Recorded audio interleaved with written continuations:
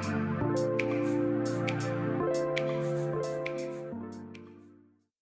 following video will go through the steps of how to add camera rolls onto MyGeotab. You'll first want to begin by clicking on the Safety tab on the left-hand side panel, click on Cameras and Videos, and click on Cameras. Now you'll want to click on Video Rolls on the top of the page. First, you'll be able to see the automatically uploaded GeoTab rules. From there, you can toggle on and off depending on which rule you want to implement or take off.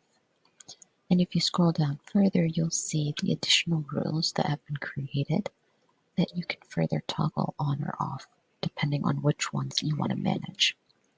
Once you've clicked on the rules you want to manage, you can click back, and those are the steps for activating camera rolls onto MyGeotab.